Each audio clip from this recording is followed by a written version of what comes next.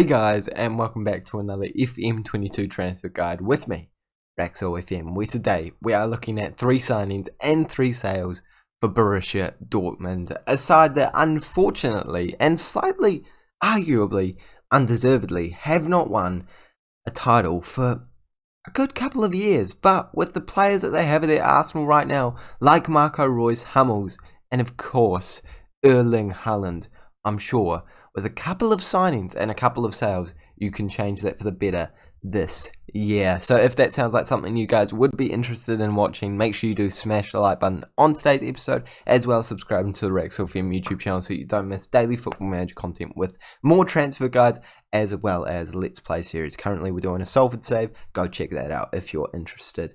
In terms of what the board wants you to do though, they're not quite having that same,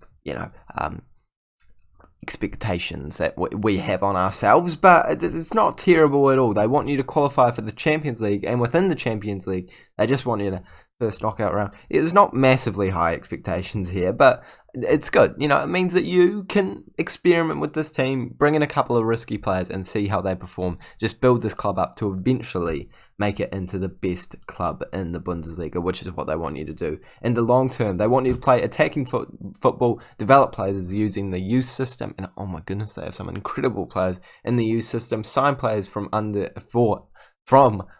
18 years and under. That took me way too long to work out. They want you to play entertaining football, sign players from domestic rivals, love to see that, sign players under 21 for the first team, and sign German players. So with all that in mind, we got to go out into the transfer market. How much money do we have to spend though?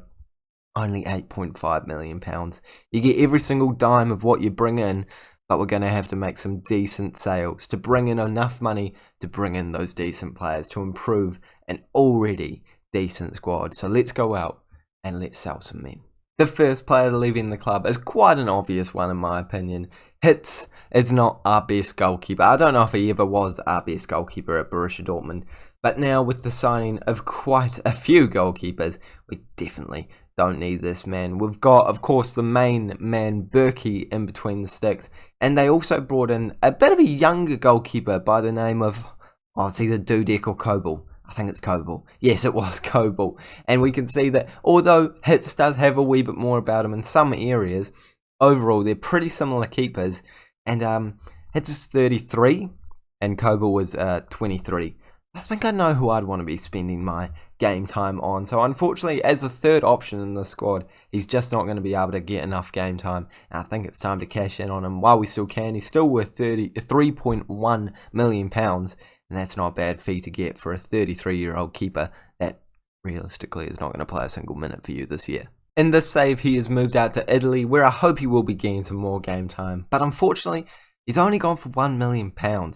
And that is not an insane fee. I mean, it's profit because we brought him in on a free, and it's wage that is now going to be able to go elsewhere, and it's a bit of money in the bank account. It's not the best sale I've ever made, but I think it's realistically a player that you should be getting off your books. You're not going to use him, and if the demand's there, it's definitely time to cash in. The second player that we're selling is Felix Passlack. He's a youngster that has never really turned into anything incredibly special at Borussia Dortmund, and that is unfortunate because he did look like he had a lot of potential. At one point he played 7 league matches and that is it. Unfortunately, never really getting to the heights that we needed him to get. 10 all the way back in 2016/17. He's never going to break into the first team, I do not believe. And with players like Munier, is it Munier? No, Munier? Munier. Let's go Mounier. Mounier ahead of him. I don't think he's going to be taking over too soon, as he is still 29 years of age, got a decent amount of ability, so I wouldn't be putting Passlack ahead of him anytime soon. And if we actually go into the squad depth screen, we can see that although he is one of the only out-and-out right backs, we do have plenty of options out there, with Wolf, Emre Can, and Akanji all being able to play in that position, as well as Pongracic, who was in on loan, so going to be a decent option for us. So unfortunately, Passlack, you've just drawn the short straw here, and you're probably the weakest of all the options. So you're the man that's going to be sold. And with a value of 800,000 to 1.9 million, I'm probably going to have to make a pretty big deal in the next transfer. So let's go out and sell this guy first, and then actually bring in some money. Yeah, nah, we definitely need that money because he is only sold for £1.5 million. Not a terrible fee, but not the biggest fee of all time. And he has left the club, gone to a rival club who probably going to be a decent squad rotation player for, but not really going to be a starter at any point in time right now or in the future for us. So it's time to improve that right back spot, and it's time to get rid of Passlag. And of course, it is time to actually make some money with our final transfer. Roman Burki is also leaving the club, another goalkeeper, and I think this absolutely spoils what one of my transfers in is going to be, as now I have gotten rid of 2 out of the 3 goalkeepers that we do have, but I think it is for a very good reason, considering the fact that Hits on this page is considered the best of our bunch, and we know that even Kobel doesn't have an insane amount of ability, not a lot of potential, despite being a new signing this year. And Burki, also being 30 years of age, worth a decent amount of money and only 2.5 star current ability, it is immediately clear to me that the goalkeeping position needs to be improved. And with an £100,000 per week wage or thereabouts, this man has got to be leaving the club as well. £6 million to £7.2 million he will be able to sell for. And if we do actually sell him, compare him with Kobel, we can see that although he is a bit better in a lot of stats, it is a 7-year gap between these two. So despite the fact that this man apparently doesn't have much potential, if you do want to get rid of these 2 goalkeepers and not actually bring in another goalkeeper, you definitely could justify it, with Kobel being a decent first choice option for you. And you've got some youngsters in the youth academy that should be able to come up and do an okay job for you as a reserve goalkeeper, for example. This man, case in point. So, hey, I've thought this through. Who knows? Maybe I'm not going to sign a goalkeeper. I probably will. But let's go take a look at the team and see what we need to improve upon. With those deals done, this is what our best 11 is looking like. And as I normally say, this is actually a very strong 11 with plenty of youngsters in there, experienced players, and just generally world-class players. It's looking pretty decent, if I do say so myself. With Haaland up top, of course, being your star man. A couple of youngsters in there like Bellingham. You've got Reyna on the bench coming through the ranks. Experienced players like Hummels and Guerreiro, Hazard, Brandt, Reus. Absolutely love the combinations going on here. And of course, we're going to my favourite screen, the squad depth screen, to take a look at what we need to improve upon. Straight off the bat, striker's fine. Haaland, Malen. Anything more need to be said? No, thank you. Out on the left-hand side, you've got Marco, Reus, Dorgan, Hazard, and Brandt, who could play in that position, as well as Malen, who could also do a very good job. In the central attacking midfield spot, it's kind of the exact same equation, with Reus, Brandt, Hazard, but this time you've got Reyna in the equation, who could definitely be a good central attacking midfielder. On the right-hand side, you've got Reus, Hazard, and Brandt, and I think you're seeing a bit of a theme going on here. So the main options for all of these positions are Reus, Hazard, Brandt, and maybe Malen and Reyna going on in there. But with Reus being the only 4-star ability player, this position could definitely be improved upon. You could switch them up and have all of them in different positions, but getting a bit more quality here could be very helpful, especially considering the fact that, you know, your next best players are Wolf and Schultz, who are probably never going to be starting for you boys and girls. And at this cam position, you've got more central midfielders that are looking to get into that slot, and Reyna being the only other real option in that position.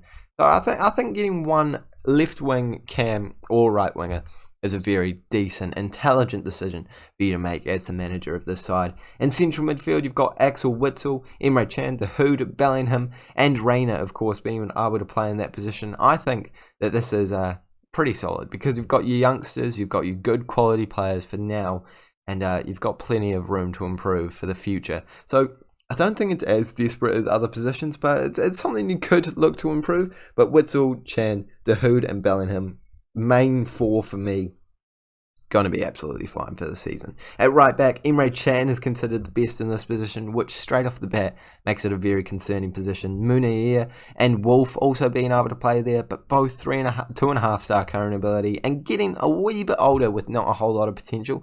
So I think this is a key position that we would like to strengthen as well.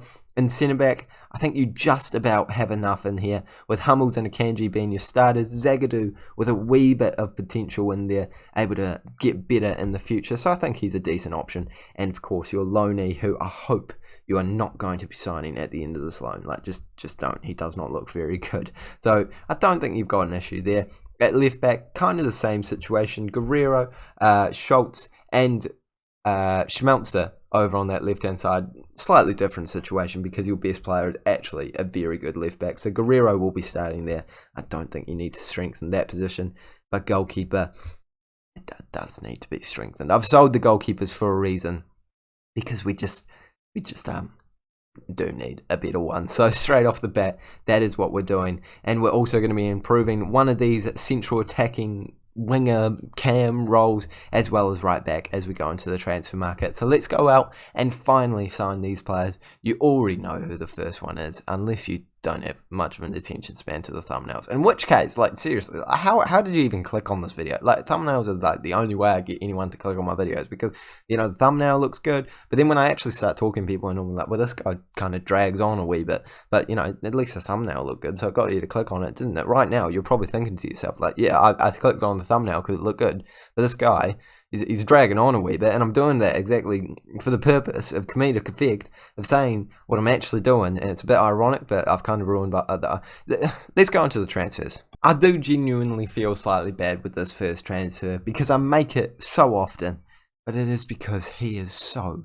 incredibly good. What was our budget? Something like, what, 5 million plus 1 plus 1.5, so that's 7.5 plus 8.5 turns it into 16 million pounds, and I've brought in a world-class wonder kid for just 8 million pounds. Karim Adeyemi is probably the best signing you can make in any Football Manager save, especially in Borussia Dortmund, because he is already a world-class player for us. 3.5-star current ability, plenty of potential to improve. They want us to sign German players, they want us to sign youngsters, and we've done exactly that with this man. Can play over on the right-hand side at striker or in left wing. I would say I would be using him as more of a left/right winger, because that is a position that I did identify as needing to be improved. He could also be trained into the cam position if you need him to, so using him in any one of those positions, or next to Haaland if you want to, is going to be perfect for this man. If you actually compare him with some of the older players, the more experienced players in there, like Hazard, you can see these actually not quite on the par with them just yet.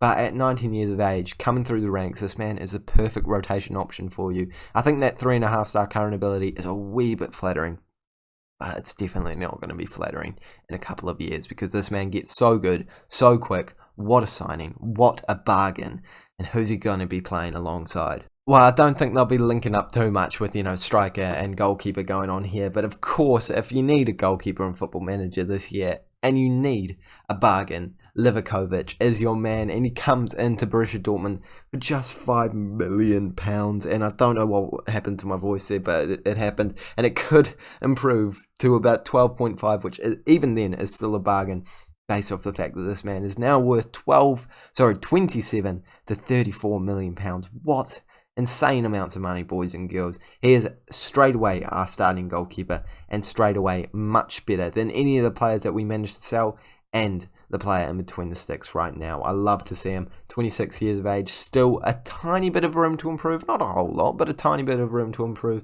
And of course, he is going to be your starter until probably 30 years of age, when you feel the need to desperately improve him, because right now he is world class. And I would like to point out the fact that all of the Borussia Dortmund players are slightly thrown out of whack, because Haaland is so much better than everyone statistically. So he's like 5-star current ability.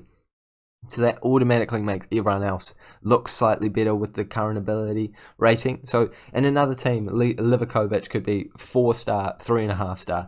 And this team he's 3, but he's definitely one of the best goalkeeping options you can pick up in this game. And with budget in mind, this man has come into the club. I love to see it. Dani Alves is now at Borussia Dortmund. He has had some time over at Barcelona, over at Sevilla, over in Brazil. I mean, he is Brazilian, so I shouldn't be that surprised by that. With Juventus, as well as with PSG. This man has done it all, and he has won it all. But is he going to be winning the Bundesliga? It is time to find out this year, as he comes in for just £30,000 a week. He is basically He's just a free signing, isn't he? Like, we paid nothing for him. He comes in with a tiny wage, and he is an automatic starter for you. If you compare him with the man, the myth, the legend, Munier, we can see that it is a tight competition, and Munier has a bit about him. But in terms of actually being a right-back defender, I think that Dani Alves has a good bit more about him. But if you do want to rotate the two of them, it's going to be a great combination for the entire season. And with the budget I've actually been given, I'm absolutely stoked with that signing. And I'm stoked with my overall signings here. Oh my goodness, look at this.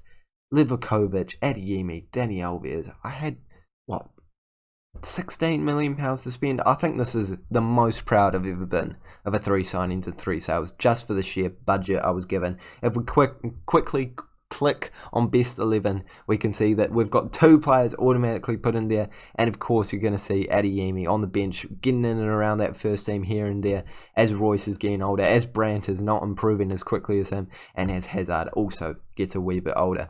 Proud of these moves. I hope that you guys like them. If you have, please let me know down in the comment section below what you would have done differently, and who you want to see me doing a 3 signings and 3 sales on next. Make sure to like this video and subscribe if you have enjoyed it as well, and I'll see you all later.